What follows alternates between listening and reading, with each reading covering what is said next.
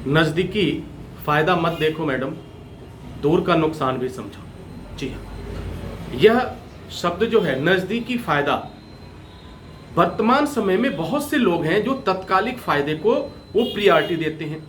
अभी हमें तत्काल में क्या फायदा हो रहा है उसके बारे में सोचते हैं, वो कभी भी दूर के बारे में सोचते नहीं है। इट मीन्स भविष्य के बारे में नहीं सोचते हैं, और इस वजह से आपको काफी नुकसान उठाना पड़ता है।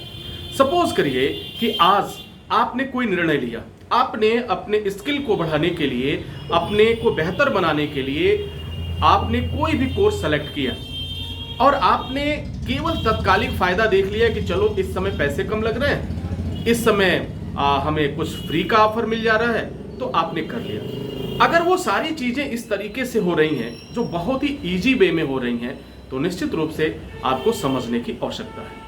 ये बातें मैं क्यों कर रहा हूं? ये बातें मैं इसलिए कह रहा हूं कि आप जो भी डिसीजन लें, उस डिसीजन को बहुत अच्छी तरीके से आप समझ लें और जान लें। तो dear students and my dear friends, आज जो मैं बात कर रहा हूं, नजदीकी फायदे को मत देखो, दूर की बातों को जरूर समझो, भविष्य की बातों को भी सोचो। आज सपोज करिए कि मैंने कोई ऐसा कोर्स किया, आज मैंने कोई ऐसा कोर्स किया जो हो सकता है कि आपके समझ से आज काफी फायदेमंद साबित हो रहा हो, लेकिन भविष्य में उसका कोई भी डिमांड नहीं होगा, भविष्य में उसकी अपॉर्चुनिटीज नहीं होगी। चलो गवर्नमेंट की बात छोड़ देते हैं, प्राइवेट में भी अगर अपॉर्चुनिटीज हो, उसमें उसके की संभावना हो, तो निश्चित रूप से वह कुछ हद तक हमारा साथ दे सकता है। लेकिन जहां पे कोई चीज अगर आपको ये पता चली कि ये ब्लैक लिस्ट हो चुका है और आपको पता ही नहीं चला, ये चीजें बंद हो चुकी हैं या इन फ्यूचर इसका भविष्य नहीं है, तो आप क्या करेंगे? तो आपको बहुत ही सोचकर समझकर निर्णय लेने की जरूरत है, क्योंकि it's a matter of your career, आपके करियर की बात है। मर्जी आपकी, पैसा आपका है, समय आपका है, और डिसीजन भी आपका है। मेरा मकसद है सिर्फ आपको बताना, कोई भी निर्णय लीजिए, कोई भी निर्णय लीजिए, सिर्फ नजदीकी फायदा मत देखिए सर।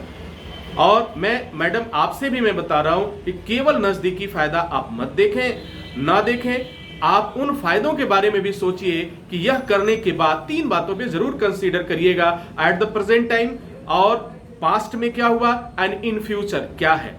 और सबसे ज्यादा हमें जो फोकस करने की जरूरत होती है वह हमें होती है फ्यूचर की। को फ्यूचर में हमें इसका क्या डिमांड होगा, क्या फ्यूचर में हम इसको लेकर के अर्निंग कर सकते हैं, क्या फ्यूचर में इस स्किल के द्वारा हमें एडवांटेज मिलेंगे या नहीं मिलेंगे, क्या भविष्य में हमें इससे लाभ मिलेगा या नहीं मिलेगा। अगर इतनी बातों को सोचते हैं, समझते हैं, तो निश्चित रूप से आप एक अच्छा डिसीजन लेंगे, एक अच्छा निर्णय लेंगे, और आप बहुत बेहतर कर सकते हैं। तो इसीलिए आज का जो टॉपिक था, नजदीकी फायदा मत सोचो सर, नजदीकी फायदा मत सोचो मैडम, दूर का नुकसान भी समझो। इस बात को समझने का प्रयास करिएगा, दूर का नुकसान क्या हो सकता है। दूर का नुकसान का मतलब हुआ कि फ्यूचर में इसकी स्थिति खत्म हो जाए, फ्यूचर में इसका स्कोप खत्म हो जाए। हमें एक एग्जांपल देता हूं, हमें वही कोर्स करना चाहिए, हमें वही स्किल सीखना चाहिए जिसका डिमांड फ्यूचर में भी हो। हमें वही कोर्स प्रिफर करना चाहिए, को प्राथमिकता देना चाहिए, जो वर्तमान समय भी उसकी डिमांड है, फ्यूचर में भी डिमांड है।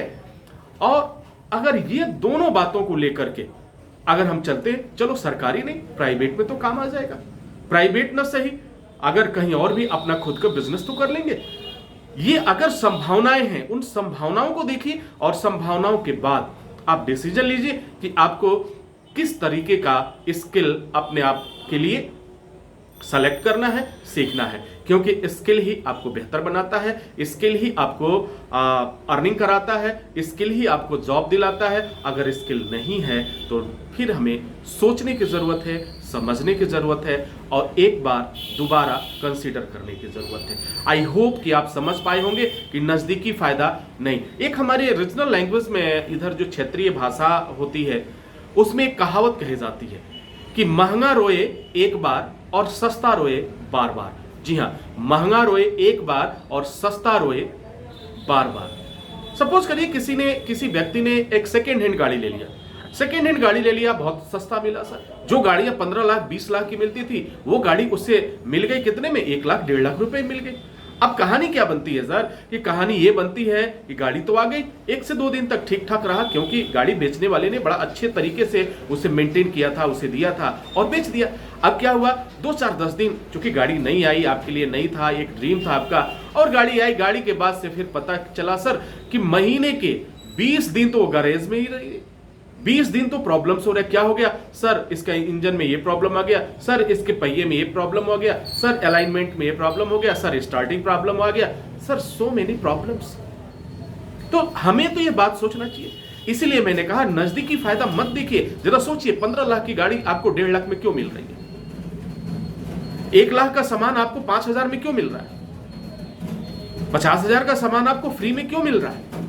तो निश्चित रूप से कहीं ना कहीं उसमें कुछ उसके ड्रॉप पॉइंट्स हैं, कुछ ना कुछ उसमें कंसिडर करने वाली बात है, उसे आपको समझना चाहिए, जानना चाहिए। तो नजदीक का फायदा, तत्काल का फायदा आप न देखें, आप दूर के फायदे को भी समझें, दूर का नुकसान क्या होने वाला है ये भी समझें। अगर हमने 1.5 लाख रुपए की गाड़ी ले लिया तो सर एक दिन ऐसा आएगा कि अगर 2, 4 साल, 5 साल वो गाड़ी आपके पास रह गई तो लगभग उतना ही पैसा आप लगा चुके होंगे उसे चलाने के लिए, उसे मेंटेनेंस देने के लिए, उसे सर्विस देने के लिए। तो सर ये घाटे का सौदा है। तो नजदीकी फायदा मत देखिए सर, थोड़ा महंगाई सही, थोड़ा देर से करेंगे कोई फर्क नहीं पड़ता। क्या करेंगे, 2G का जमाना नहीं है, 2G लेना स्मार्टफोन है, क्यों क्या करेंगे 1 GB का फोन लेके सर, थोड़ा वेट करते हैं। फोन लेंगे तो कम से कम 4 GB, 6 GB, 8 GB का लेंगे, थोड़ा पैसा तो लगेगा सर। तो आप आई होप कि समझ चुके होंगे अपने स्किल के बारे में। आप इस चक्कर में ना जाइए कि क्या सस्ता है और क्या महंगा है, क्योंकि जाहिर सी बात है कि जो चीज अच्छी होगी, जो चीज डिमांड में होगी, वह चीज आपको महंगी मिलेगी। उसके लिए आपको खर्च करना ही करना होगा। अगर ये सारी बातें अगर सोचते हैं तो आई होप कि आपका डिसीजन, आपका निर्णय बहुत ही बेहतर होगा। Wish you all the best. Thank you for watching, thank you for learning.